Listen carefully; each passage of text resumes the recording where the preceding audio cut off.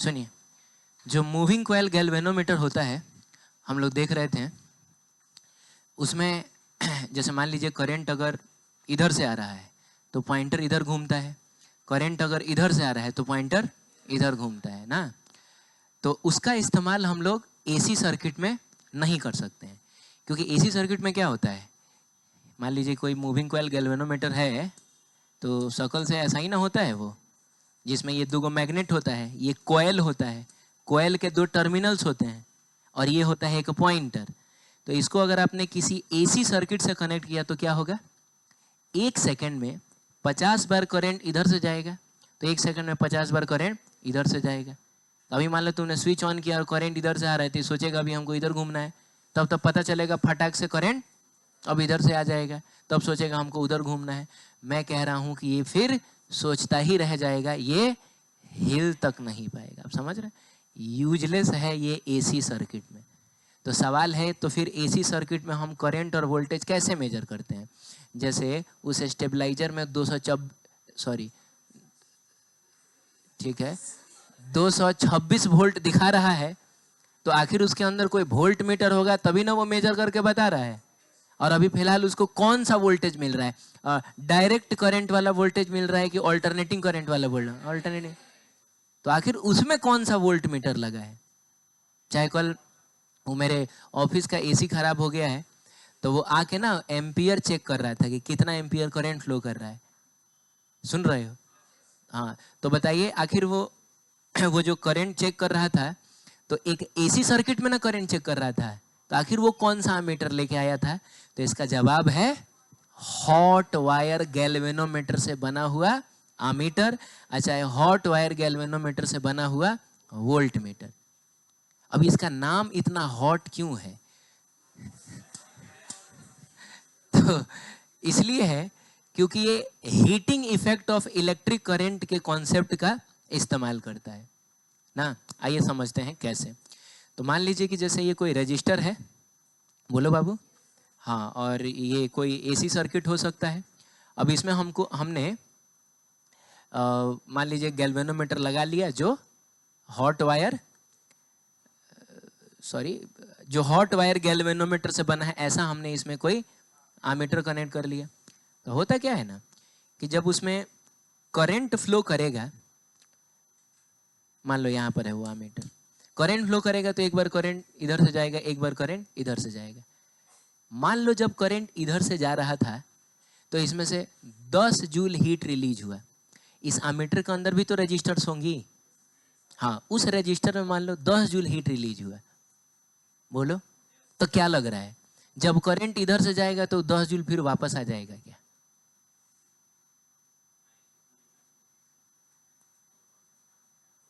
अरे कुछ हाँ ना बोल लो। करंट जब इधर से जा रहा था और मान लो एक सेकंड में 10 जूल हीट यहां से रिलीज हुआ है, बोलिए ना। तो जब करंट इधर से जाएगा तो एक सेकंड में वो 10 जूल वापस चला जाएगा क्या इसमें? नहीं, फिर भी करंट इधर से जाए या चाहे करंट इधर जाए, हर केस में हीट क्या होगा, रिलीज ही होगा। यानी हीट को इस बात से कोई लेना देना नहीं है कि करंट इधर से आ रहा है कि इधर से आ रहा है। आप समझ रहे हैं? तो इसीलिए इस कॉन्सेप्ट का इस्तेमाल हम करेंगे एसी सर्किट में करंट निकालने के लिए। आइए समझने के लिए हम एग्जांपल लेते हैं। मान लो बच्चों कोई 10 सेकंड का हम टाइम इंटरवल लेते हैं एकदम। अब हो सकता है 10 सेकंड में 75 बार करंट इधर से गया होगा, 75 बार करंट इधर से गया, उससे हमको कोई लेना देना नहीं है। हमको बस लेना देना है कि उस 10 सेकंड के दौरान इसमें से कितना हीट रिलीज हुआ होगा। अपने से बोलो कितना हीट रिलीज हुआ होगा, कुछ बोलो। 100 जूल। चलिए मान लिया जाए कि इसमें से 100 जूल हीट रिलीज हो गया। इसका जो रेजिस्टेंस है वो भी अपने से कुछ मान लो कितना, 200 मान लिया जाए। चलिए 200 में रेजिस्टेंस हो गया ना। तो इस अमीटर के अंदर एक सॉफ्टवेयर होगा, ठीक है। अमीटर के अंदर क्या होगा, एक सॉफ्टवेयर होगा जो देखेगा कि अगर 10 सेकंड में 100 जूल हीट रिलीज हो रहा है 10 ओम के रजिस्टर से, तो इसमें कितना करंट फ्लो कर रहा होगा। हम जानते हैं कि हीट का फॉर्मूला होता है I² RT। बताइए हीट कितना, 100 जूल। आई स्क्वायर का मतलब क्या, आई तो निकालना है हमको ना जी, आई तो हमको निकालना है। आर कितना 10 और टाइम भी कितना 10, अरे तो मिला जुला के 100 से 100 कट गया और तब आई इज इक्वल टू कितना आ गया 1 एम्पियर। अब सबसे पहले तो आप ये बताइए कि क्या इस सर्किट में जो करंट फ्लो कर रहा है वो कोई कांस्टेंट करंट फ्लो कर रहा है? इस सर्किट में कांस्टेंट करंट फ्लो कर रहा है? नहीं, करंट अपना डायरेक्शन भी बदल रहा है, इवन करंट अपना मैग्नीट्यूड भी बदल रहा है, लेकिन रिजल्ट में हमको क्या मिल रहा है? एक कांस्टेंट करंट। ये हमको दिखा रहा है 1 एम्पियर का करंट फ्लो कर रहा है, वो हमको दिखा रहा है 226 वोल्ट उसका वोल्टेज है। क्या लग रहा है अभी उसका वोल्टेज कांस्टेंट है? या बोलो, वोल्टेज तो उसका लगातार वेरी न कर रहा होगा, 0 से 10 volt, 20 volt, 50 volt, 100 volt, 300 volt तो गया होगा, फिर उसके बाद वो कम भी हो रहा होगा। ऐसा कुछ उसमें दिखा रहा है क्या? नहीं दिखा रहा है। तो इसका मतलब हुआ कि ये जो एमीटर है हमको इंस्टेंटेनियस करंट नहीं बता रहा है, क्योंकि इंस्टेंटेनियस करंट तो लगातार बढ़ता है फिर लगातार घटता है। ये हमको किसी टाइप का एवरेज बता रहा है। तो खाली इतना बता दीजिए कि ये कौन से टाइप का एवरेज बता रहा होगा? ये वो नॉर्मल वाला एवरेज बता रहा होगा कि आरएमएस वाला एवरेज बता रहा होगा? क्या लगता है आपको कौन सा एवरेज ये हमको बताए? ये आरएमएस वाला। क्यों बाबू? क्योंकि यहाँ कौन से कॉन्सेप्ट का यूज हो रहा है? हीटिंग इफेक्ट वाले कॉन्सेप्ट का यूज हो रहा है। और हीटिंग इफेक्ट वाले कॉन्सेप्ट का यूज करके जो हम वोल्टेज या जो हम करंट निकाला करते थे, वो कौन सा वोल्टेज और कौन सा करंट हुआ करता था? आरएमएस करंट या आरएमएस वोल्टेज। यानी अभी वो हमको 226 वोल्ट दिखा रहा है ना, वो अभी उस डिवाइस को मिल रहा आरएमएस वोल्टेज है। कल इलेक्ट्रीशियन आके चेक कर रहा था, मात्र 0.6 एम्पीयर करंट फ्लो कर रहा था, जबकि एसी है तो उसमें ज्यादा करना चाहिए। तो वो बता रहा था कि इसका गैस जो है वो लीक कर गया। इसका मतलब हुआ कि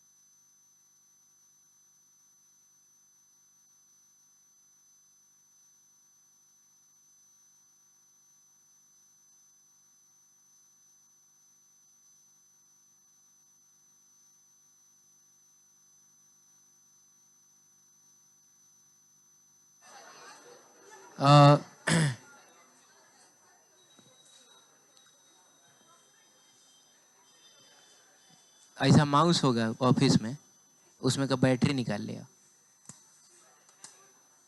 ठीक है, मैं कह रहा हूं कि इलेक्ट्रीशियन कल जब चेक कर रहा था तो 0.6 एम्पियर दिखा रहा था। आप बताइए वो 0.6 एम्पियर कौन सा करंट होगा? क्या वो उस समय का इंस्टेंटेनियस करंट होगा? नहीं, इंस्टेंटेनियस करंट तो लगातार बदल रहा है, बढ़ रहा है, घट रहा है, बढ़ रहा है, घट रहा है। कौन सा करंट होगा? RMS current. तो ये चीज आप याद रखिएगा कि इन एसी सर्किट जो एसी मीटर्स होती हैं, यानी जो आपका वो लड़का एसी सर्किट में क्या है, जो एसी मीटर्स होते हैं, जैसे वोल्ट मीटर हो गया, चाहे गैल्वेनोमीटर हो गया, चाहे आमीटर हो गया, तो पहले तो ये बताओ कि ये बना किस से है? हॉट वायर गैल्वेनोमीटर से बना है। ठीक है,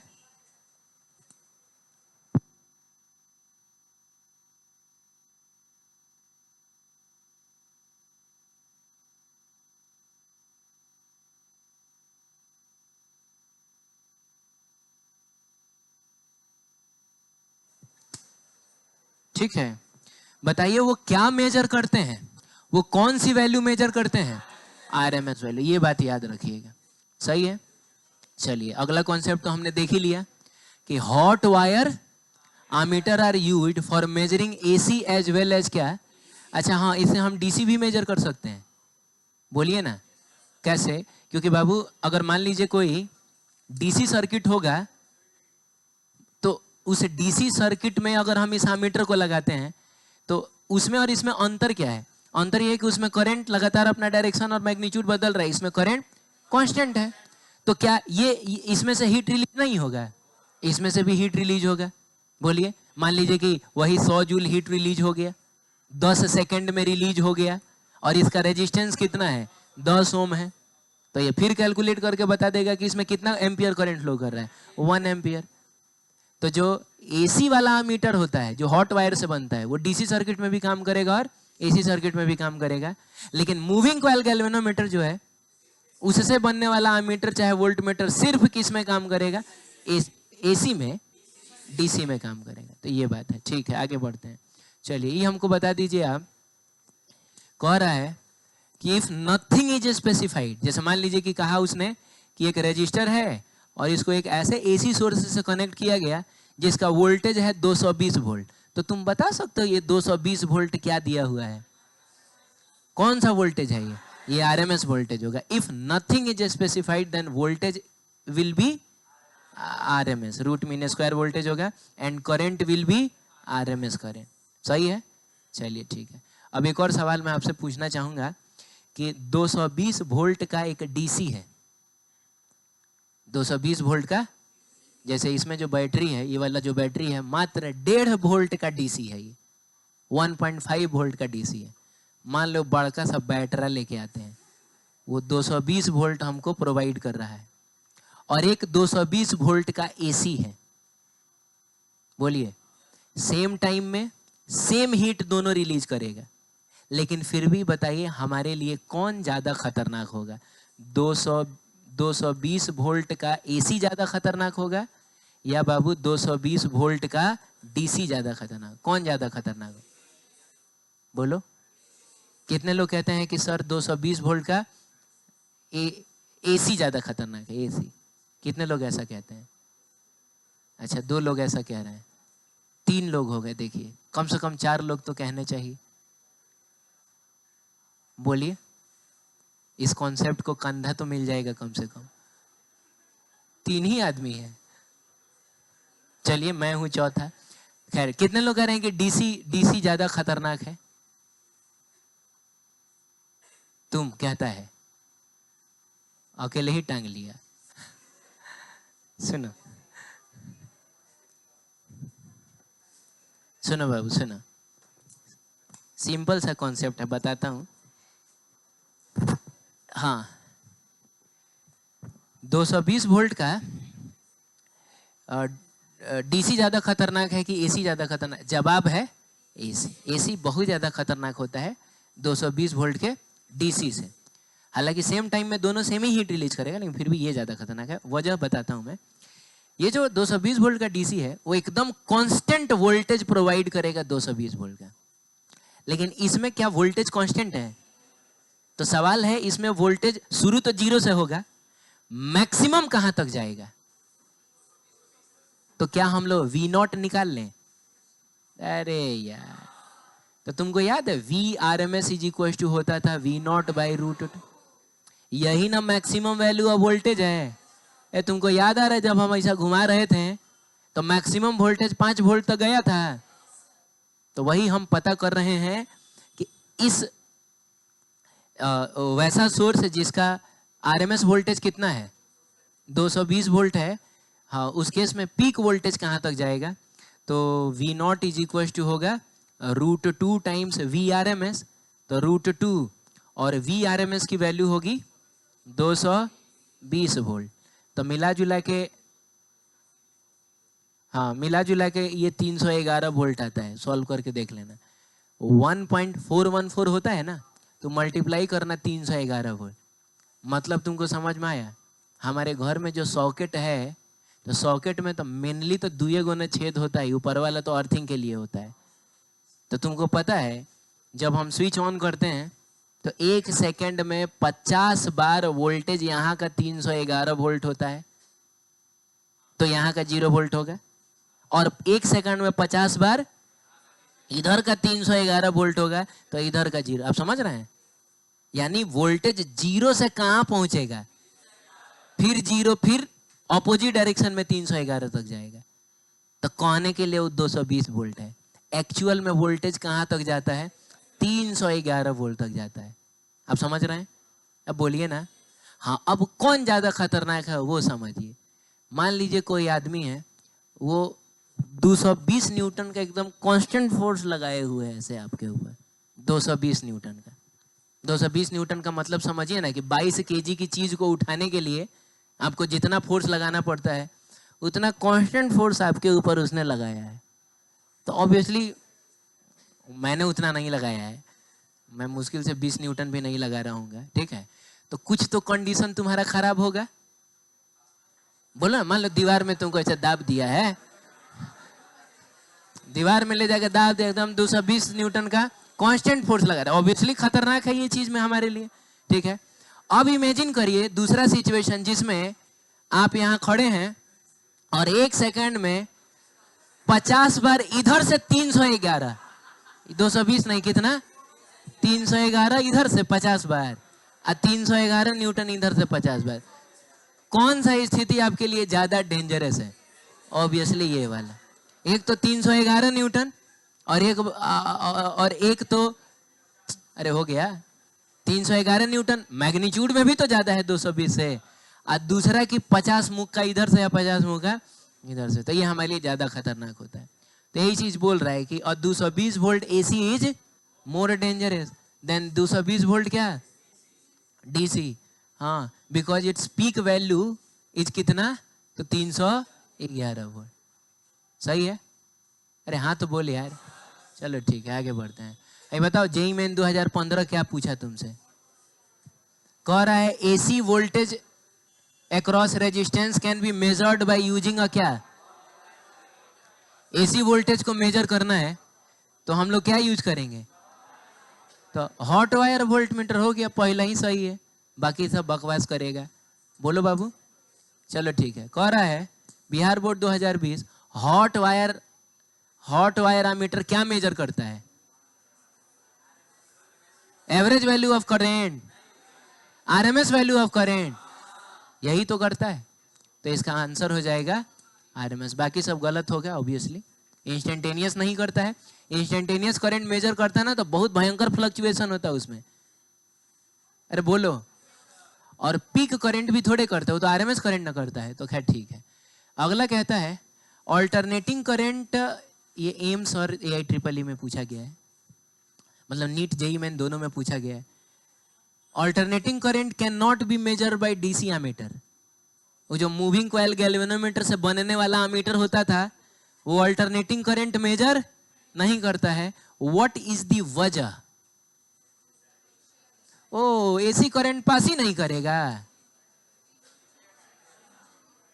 पास तो करता ही है, पास तो करेगा। उसको क्या मतलब है कि क्या चीज है, उसको तो बस कंडक्टिंग पाथ चाहिए। अगर कंडक्टिंग पाथ है तो वो एसी करंट भी पास करेगा और डीसी। अगला कहता है एसी चेंजेस डायरेक्शन। क्योंकि एसी लगातार अपना डायरेक्शन बदल रहा है इसीलिए ये काम नहीं कर रहा। यही रीजन है, ये रीजन है। बड़ा तुम लोग गाधा है रे। कल समझाए थे, आज 2 बार समझा दिए कि आखिर ये हिलता क्यों नहीं है? क्योंकि करंट अपना डायरेक्शन चेंज करता है। यही ना रीजन समझाए थे। गजब आदमी हो। तो हो जाएगा ये। अगला कह रहा है एवरेज वैल्यू ऑफ करंट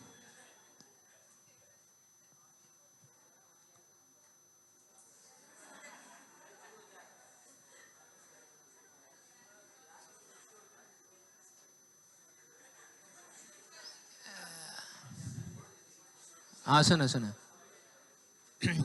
ले जाएगी। एवरेज वैल्यू ऑफ करंट जो होता है, कह रहा है इन अ कंप्लीट साइकिल इज 0। सुनिए 1 मिनट। कह रहा है कि एक कंप्लीट साइकिल में, माने एक फुल टाइम पीरियड में करंट की एवरेज वैल्यू 0 होती है। बात तो सही है लेकिन वजह ये नहीं है, ठीक है। अरे ये काम नहीं करता है तो उसकी वजह ये थोड़े है। बात सही है लेकिन वजह नहीं है, तो ये गलत हो गया। AC ammeter will get damaged, पागल बना रहा है ये। सबसे सही ऑप्शन यही है, ठीक है। हाँ, अब मेरी बात बहुत ध्यान से सुनिएगा सब लोग। हमने ऐसा पढ़ा है कि अगर एक रजिस्टर हो और उसको अगर हमने किसी एसी सोर्स से कनेक्ट किया हो तो बताओ वोल्टेज हम लोग कितना मानते हैं?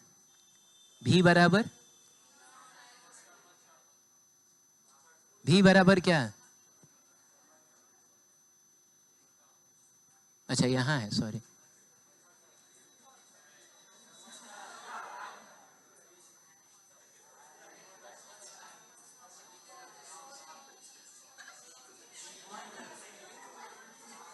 क्या हुआ?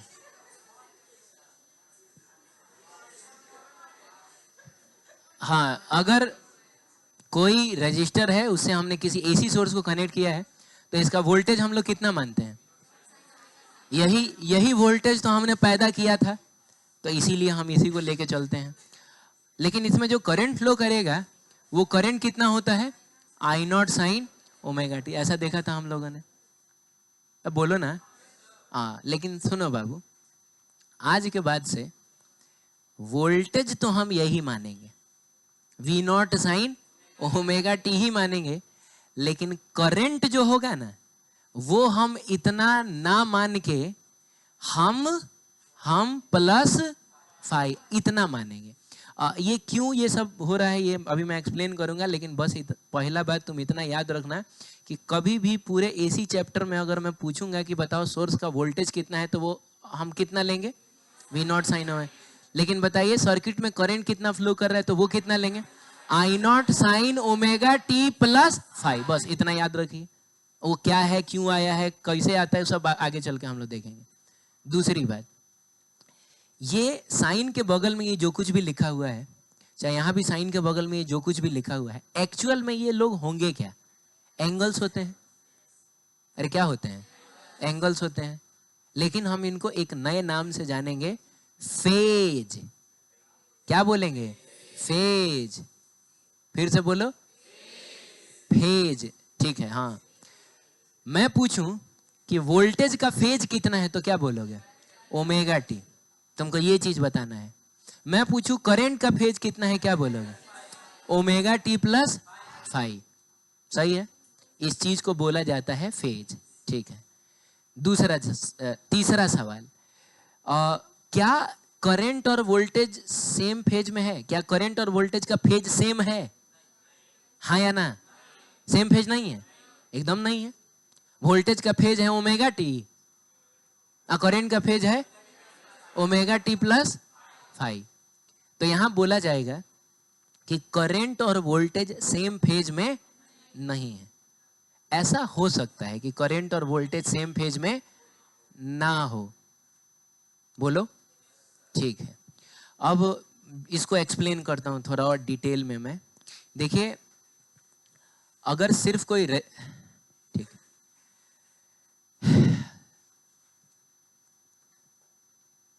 हाँ ठीक है। अगर मान लीजिए कोई रजिस्टर है और इसमें वोल्टेज वी नॉट साइन कितना है? ओमेगा टी है। ठीक है, चाहे जो भी इसमें करंट होगा, करंट कितना? आई नॉट साइन ओमेगा टी। लेकिन मैंने बताया कि उसमें प्लस फाइव आप ऐड कर लीजिएगा। तो इससे एक चीज ये दिमाग में आता है ना कि जब वोल्टेज मैक्सिमम होगा तो करंट भी मैक्सिमम होगा। अरे वोल्टेज मैक्सिमम तो करंट भी मैक्सिमम। बोलो, ध्यान है तुम लोगों का इधर? वोल्टेज मैक्सिमम तो करंट भी मैक्सिमम, और वोल्टेज जीरो तो करंट भी। सही है ना? लेकिन ऐसा हमेशा नहीं होता है। ऐसा सिर्फ होता है रजिस्टर के केस में। किसके केस में? रजिस्टर्स के केस में अगर वोल्टेज मैक्सिमम होगा तो करंट भी मैक्सिमम होगा, वोल्टेज जीरो होगा तो करंट भी जीरो होगा। लेकिन कैपेसिटर और इंडक्टर के केस में, किसके? सर्किट के तीन कंपोनेंट्स ना हमने पढ़े हैं, रजिस्टर, कैपेसिटर और इंडक्टर। हाँ, तो रजिस्टर के केस में वोल्टेज मैक्सिमम तो करंट भी मैक्सिमम। लेकिन इंडक्टर और कैपेसिटर के केस में वोल्टेज मैक्सिमम होता है तो करंट जीरो होता है। बोलो बोलो, क्या बोला मैंने? वोल्टेज मैक्सिमम तो करंट जीरो, और वोल्टेज जीरो तो करंट। ये कब होता है? इंडक्टर एंड कैपेसिटर के केस में। सब एक्सप्लेन होगा आगे चल के, हाँ, कि ये सब कैसे होता है, ठीक है। लेकिन रजिस्टर के केस में क्या होता है? वोल्टेज मैक्सिमम तो करंट भी मैक्सिमम, और वोल्टेज जीरो तो करंट भी जीरो। सही है। अगर कोई चीज एक साथ मैक्सिमम हो रहा हो, एक साथ मिनिमम हो रहा हो, एक साथ जीरो हो रहा हो, कहा जाता है कि वो दोनों सेम फेज में है। जाना ही समझे, कहा जाता है कि वो दोनों क्या है? सेम फेज में। तो आप बताइए किस केस में करंट और वोल्टेज सेम फेज में होते हैं? किस केस में? रेजिस्टर्स के केस में। सही है। देखो ये सब बहुत बेसिक कॉन्सेप्ट हम लोग पढ़ रहे हैं, हालांकि इन सब का एक्सप्लेनेशन है, मैथमेटिकल एक्सप्लेनेशन है, लेकिन ये चीज अगर आप थोड़ा ढंग से अभी समझ लीजिएगा ना, आगे चल के बहुत आसान लगेगा आप। रेजिस्टर्स के केस में करंट और वोल्टेज सेम फेज में होता है, क्योंकि करंट और वोल्टेज एक साथ मैक्सिमम होता है, एक साथ जीरो होगा और एक साथ मिनिमम भी होगा। लेकिन इंडक्टर और कैपेसिटर के केस में करंट और वोल्टेज सेम फेज में नहीं होता है। एक मैक्सिमम होता है तो दूसरा जीरो होता है। बोलो, एक जीरो होगा तो दूसरा मैक्सिमम हो जाएगा। सही है। तो बाबू सेम फेज में नहीं है तो इसका मतलब हुआ फेज में तो कुछ डिफरेंस आएगा ना। बोलिए, फेज में कुछ डिफरेंस आएगा। तो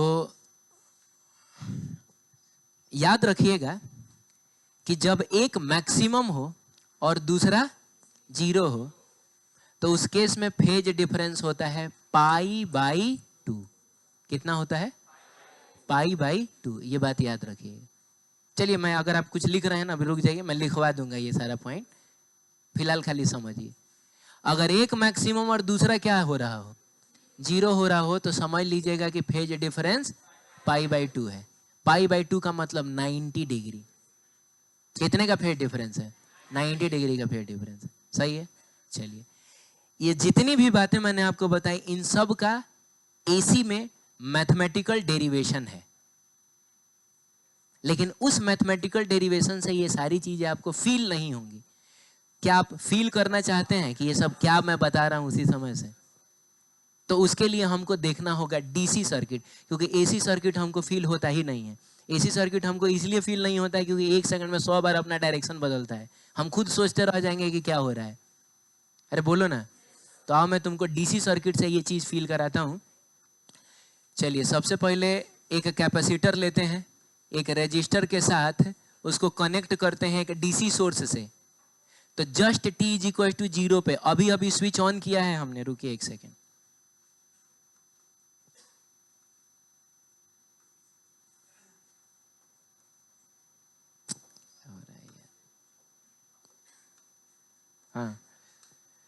हाँ बाबू, अभी अभी हमने स्विच को क्या किया है? ऑन किया है। तो आप बताइए इसमें चार्ज कितना होगा? ये सब देखा हुआ है, चार्ज कितना होगा? स्विच ऑन करते ही थोड़े चार्ज आ जाएगा। हमारा मोबाइल अगर अभी डिस्चार्ज है पूरी तरीके से, तो क्या स्विच ऑन करते ही 100% दिखाने लगता है? पहले वो कितना दिखाता है? 0%, फिर 1%, फिर 2%। स्विच ऑन करोगे, चार्ज हो गया 0। तो इसके अक्रॉस वोल्टेज कितना होगा? वी नो कि कैपेसिटर के अक्रॉस वोल्टेज होता है Q बराबर C भी होता है, तभी बराबर Q/C हो जाएगा। अब चार्ज 0 तो वोल्टेज भी, ओ माय गॉड, इसका मतलब कैपेसिटर के अक्रॉस वोल्टेज अभी कितना होगा? तो इसके पूरे वोल्टेज पर किसका कब्जा होगा? रेजिस्टर का। तो यानी वोल्टेज अक्रॉस रेजिस्टर पूरा का पूरा भी, ये क्या है? ये एकदम मैक्सिमम वोल्टेज है कि नहीं? बोलिए ना। अभी रजिस्टर ने एकदम पूरे वोल्टेज पे कब्जा किया हुआ है, एकदम पूरे मैक्सिमम। अभी इसके अक्रॉस वोल्टेज पूरा मैक्सिमम है। अब बोलो, ओम्स लॉ में हमने पढ़ा है V बराबर होता है I। तो बाबू अगर वोल्टेज मैक्सिमम है तो करंट भी, तो इसमें अभी मैक्सिमम करंट फ्लो कर रहा होगा। और करंट का डायरेक्शन क्या होगा? तो करंट पॉजिटिव टर्मिनल में से निकलता है और नेगेटिव में जाके एंटर करता है। तो अभी इसमें जो करंट इस डायरेक्शन में फ्लो कर रहा होगा वो एकदम कैसा होगा? मैक्सिमम होगा। और कितना होगा बाबू? तो वोल्टेज कितना है? कितना है, V है, रेजिस्टेंस कितना है, तो करंट इज इक्वल टू हो जाएगा V बाई, अरे बोलो, चलिए आफ्टर सम टाइम, हटाना तो हमको इतने ही में है, छोटा छोटा अब लिखूंगा, ठीक है। आफ्टर सम टाइम या आफ्टर अ लॉन्ग टाइम, जब कैपेसिटर पूरी तरीके से चार्ज हो चुका है, Q और माइनस Q जितना आना था आ चुका है, तो उस केस में बताना बच्चों कि इसमें कितना करंट फ्लो कर रहा होगा, कितना करंट फ्लो कर रहा होगा। कैपेसिटर पूरी तरीके से चार्ज हो चुका है तो सर्किट में कितना करंट फ्लो कर रहा होगा। जब चार्ज हो चुका है तो अब थोड़े करंट फ्लो कर रहा होगा। एक्चुअली देखो करंट फ्लो कर क्यों रहा था, इसको चार्ज करने के लिए ही ना करंट फ्लो हो रहा था। हो क्या रहा था, यहां से कुछ चार्ज निकलता था, अब जीरो में से कुछ निकाल दोगे, जैसे 2 कूलम निकाल दिया तो यहाँ अपने आप कितना पैदा हो जाएगा, -2। तो अब ना वापस से वो 2 आएगा तो 2 और -2 मिलके फिर से 0 होगा। तो 2 इधर से निकला तो यहाँ -2 पैदा हो गया और फिर वो 2 यहाँ पहुंच जाता है तो यहाँ हो गया -2, यहाँ हो गया +2। समझ रहे हैं। तो अब अगर चार्ज बढ़ नहीं रहा है इसका मतलब हुआ इस सर्किट में कोई करंट फ्लो नहीं करेगा। करंट फ्लो कर जाएगा तब तो ये चार्ज बढ़ने ना लगेगा। तो करंट सर्किट में कितना है रे बच्चों, अब करंट 0 तो इसके अक्रॉस वोल्टेज भी कितना, अगर I 0 तो V भी, ओ माय गॉड, इसका मतलब अब इसके पूरे वोल्टेज पर किसका कब्जा है, कैपेसिटर का कब्जा है। आप समझ रहे हैं। हाँ, कैपेसिटर के अक्रॉस वोल्टेज अभी पूरा का पूरा V है और V का मतलब अभी कैसा है, एकदम मैक्सिमम है। अरे बोलो, अब आओ मैं बात करूंगा फॉर रेजिस्टर। तो रेजिस्टर के केस में बताइए वोल्टेज कैसा है, वोल्टेज कैसा है, तो बताइए रेजिस्टर से होके गुजरने वाला करंट भी कैसा है। तो देखिए वोल्टेज मैक्सिमम तो करंट मैक्सिमम, लेकिन थोड़ा कैपेसिटर को तो देखिए आप, कैपेसिटर के अक्रॉस वोल्टेज कितना है। अच्छा 1 मिनट रुक जा, अभी जब रजिस्टर देख रहे हैं ना तो रजिस्टर ही देखते हैं, थोड़ा इस केस में भी रजिस्टर बताओ। हाँ वोल्टेज कितना है, हाँ वोल्टेज 0 तो करंट भी कितना। हाँ अब थोड़ा फॉर कैपेसिटर देखा जाए। हाँ कैपेसिटर केस में बताइए वोल्टेज कितना, वोल्टेज कितना है अभी इसके अक्रॉस, लेकिन करंट कितना फ्लो कर रहा है, क्योंकि ये करंट रजिस्टर को भी क्रॉस कर रहा होगा और कैपेसिटर को भी क्रॉस कर रहा होगा। आप समझ रहे हैं। हाँ ठीक है। तो वोल्टेज इसके अक्रॉस 0 है लेकिन करंट अभी मैक्सिमम है, तो I जो है वो कैसा है, मैक्सिमम है। थोड़ा इस केस में बताना तो बाबू वोल्टेज कितना है, ओहो वोल्टेज मैक्सिमम है तो करंट कितना है, 0। आप देख रहे हैं रजिस्टर के केस में वोल्टेज मैक्सिमम तो करंट भी मैक्सिमम। आप ध्यान नहीं दे रहा है। वोल्टेज मैक्सिमम तो वोल्टेज 0 तो, लेकिन किसके केस में, रजिस्टर के केस में। कैपेसिटर के केस में उल्टा कहानी है, वोल्टेज है 0 तो करंट है, अब वोल्टेज है मैक्सिमम तो करंट है। ये समझ में आया। देखो मैंने थोपा नहीं ना, ये खुद आपने सब कुछ बताया कि सर देखिए ऐसा ऐसा होगा। चलिए बात करेंगे थोड़ा इंडक्टर की। तो इंडक्टर तो तुमने ताजा ताजा पढ़ा है, लेकिन फिर भी देखते हैं कि तुमको वो सब कॉन्सेप्ट याद है कि नहीं, कि एक इंडक्टर को अगर मैंने किसी रजिस्टर के साथ लगा दिया, जैसे ही स्विच को ऑन किया जाएगा सर्किट में करंट कितना, स्विच ऑन किया गया करंट एक के बार अच्छा रुकिए मैं वो आपको एग्जांपल भी याद दिला। तो याद है हम लोगों ने ये 100 वोल्ट लिया था और ये कितना लिया था, 10 ओम लिया था। तो स्विच ऑन करते ही खटाक से 10 एम्पियर करंट आ गया था। 10 एम्पियर करंट आना चाहा था, लेकिन 10 एम्पियर करंट के आने से अचानक से इसके अंदर का फ्लक्स बहुत तेजी से चेंज होगा, जो कि इसको बिल्कुल पसंद नहीं आए। तो इसने अपोज करने के लिए खुद के अंदर ईएमएफ पैदा कर लिया था, और आपको याद होगा उसने ठीक उतना ही ईएमएफ पैदा किया था जितना कि ये था। तो याद है इसने, ये भी 100 वोल्ट का बैटरी बन गया था, तो ये भी भेज रहा था इधर से 10, ये भी भेज रहा था इधर से, और नेट करंट कितना आ गया था, याद है बच्चों। तो आप बताइए करंट कितना, 0। तो करंट 0 तो इसके अक्रॉस वोल्टेज भी कितना। सर्किट में जब करंट ही फ्लो नहीं कर रहा है तो रेजिस्टर के अक्रॉस वोल्टेज कितना होगा। तो इसका मतलब इसके पूरे वोल्टेज पर अभी किसका कब्जा होगा, यानी अभी इसके अक्रॉस जो वोल्टेज होगा, अरे इसके अक्रॉस जो वोल्टेज होगा वो अभी सबसे, और कितना याद आ रहा है ना, स्विच ऑन करते इसके अक्रॉस मैक्सिमम वोल्टेज नहीं आता था, बोलिए। चलिए ठीक है, आफ्टर अ लॉन्ग टाइम जब इसका करंट जितना बढ़ के मैक्सिमम होना था हो चुका है। आपको याद आ रहा होगा स्विच ऑन करते ही तो करंट 0 था, लेकिन फिर धीरे धीरे ये करंट बढ़ता भी तो था, 1 एम्पियर 2 एम्पियर 5 एम्पियर करते करते 10 एम्पियर तक मैक्सिमम गया था।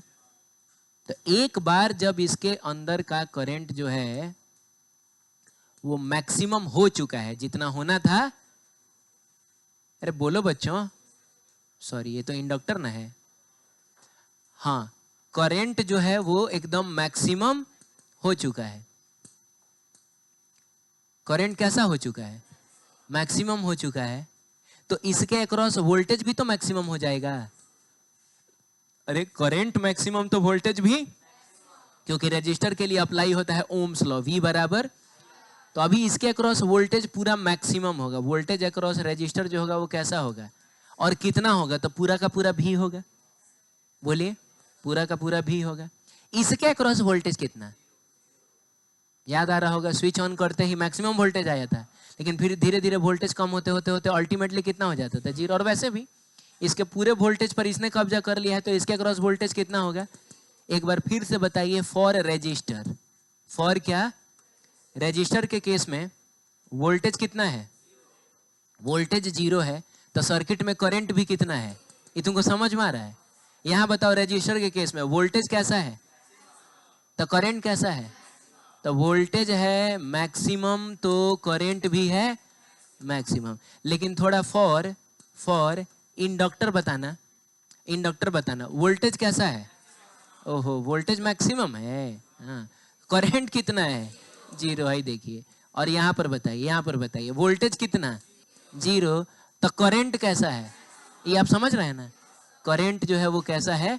मैक्सिमम। तो मैंने कोशिश किया कि डीसी सर्किट का यूज करके मैं ये चीज एक्सप्लेन कर दूं कि ऐसा हो सकता है कि वोल्टेज मैक्सिमम हो लेकिन उस समय करंट 0 हो, चाहे वोल्टेज 0 हो लेकिन उस समय करंट मैक्सिमम हो। लेकिन ऐसा कब होगा? तो या तो फॉर इंडक्टर्स होगा, या तो फॉर कैपेसिटर्स होगा। रेजिस्टर किसी भी स्थिति में रहे, अरे बोलो, वोल्टेज और करंट जो है वो हमेशा सेम फेज में ही रहेगा। यानी वोल्टेज मैक्सिमम तो करंट भी मैक्सिमम, वोल्टेज 0 तो करंट भी 0। सही है। चलिए एक और बात। अच्छा, तो हमने क्या सीखा कि इस चैप्टर में वोल्टेज को हम ऐसे रिप्रेजेंट करेंगे और करंट को हम रिप्रेजेंट करेंगे ऐसे, जिसमें इस चीज को बोला जाता है फेज।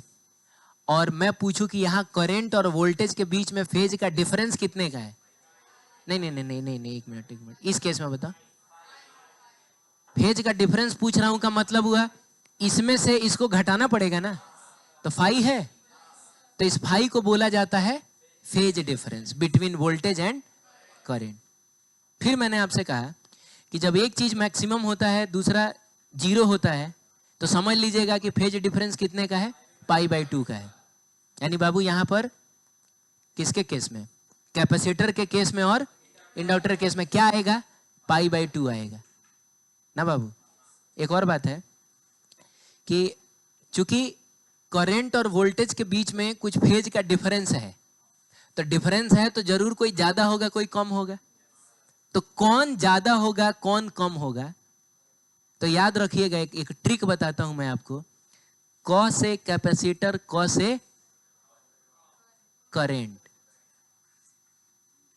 क से कैपेसिटर, क से, यानी कैपेसिटर के केस में करंट आगे होता है, कैपेसिटर के केस में करंट आगे। समझाता हूं कैसे। T = 0 पे बताइए कैपेसिटर के अक्रॉस वोल्टेज कितना था? 0 था। तो जब हमने स्विच ऑन किया तो वोल्टेज है 0 और करंट है मैक्सिमम। मतलब ऐसा समझो ना कि दो लोग रेस लगा रहा है, और जब स्टॉप वॉच को ऑन किया गया तो पता चला एक आदमी की स्पीड 0 है, तो वो जेन्युइन आदमी है। अरे स्टॉप वॉच ऑन करने के बाद ना दौड़ना चाहिए, लेकिन पता चल रहा है कि जब तक स्टॉप वॉच ऑन हुआ एक आदमी अपनी मैक्सिमम स्पीड गेन कर चुका है। तो आप बताइए ना कौन आगे होगा? वो आगे होगा जिसने मैक्सिमम स्पीड गेन कर ली है। तो t इज इक्वल टू 0 पे जब हमने चेक किया तो वोल्टेज 0 है लेकिन करंट मैक्सिमम है। कौन आगे चल रहा है? करंट आगे चल रहा है। तो इसको याद करने का ट्रिक ये है कि क से कैपेसिटर, क से करंट। लेकिन यहां पर बताइए तो इंडक्टर के केस में t इज इक्वल टू 0 पे करंट है, अब वोल्टेज है, कौन आगे चल रहा है? वोल्टेज आगे चल रहा है, यानी कि उल्टा हो जाएगा। तो एक बार फिर से बताइए, करंट कैपेसिटर के केस में कौन आगे रहता है? करंट आगे रहता है। और इंडक्टर के केस में वोल्टेज आगे रहता है ना। तो सुनिए सुनिए, जब करंट का इक्वेशन रजिस्टर के लिए लिखा जाएगा ना, तो लिखा जाएगा आई नॉट साइन ओमेगा टी, बस। क्योंकि voltage V naught sine omega T होता है। क्यों बस? क्योंकि रजिस्टर के केस में ये मैं लिख रहा हूं फॉर क्या? करंट और वोल्टेज सेम फेज में होता है। तो वोल्टेज अगर ओमेगा टी है तो ये भी। लेकिन बाबू जब मैं कैपेसिटर की बात करूंगा तो आई बराबर I naught sine omega T.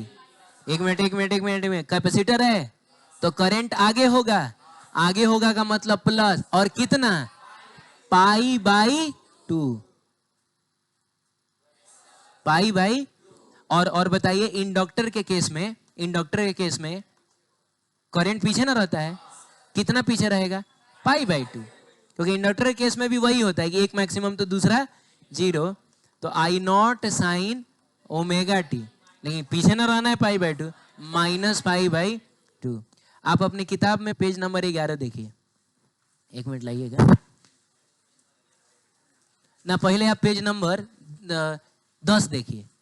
10 के सबसे नीचे बताइए, 10 में एक टॉपिक होगा प्योर रेजिस्टिव सर्किट लिखा हुआ है। उसमें देखिए आई बराबर कितना आया है? ये आया है I naught sine omega T. अब आप जाइए पेज नंबर 11 पर, उसके सबसे नीचे देखिए, वो प्योर कैपेसिटिव सर्किट लिखा है, यानी खाली कैपेसिटर ही है। उस केस में बताइए तो आई बराबर I naught sine omega t plus pi by है। आगे जाइए पेज नंबर 13 पे जाइए। पेज नंबर 13 पर आई बराबर देखिए, ढूंढिए कितना लिखा हुआ है, या पेज नंबर 12 जो भी है, कितना है? 13 पे है। आई बराबर कितना है? I naught sine omega t minus pi by 2 है। इसका मतलब हुआ ना कि एक्चुअली ये सब चीज हमको आगे चल के डिराइव करना है, लेकिन वो हमने पहले ही जान लिया है कि क्या आने वाला है कि नहीं। तो ठीक है, हम लोग मिलते हैं।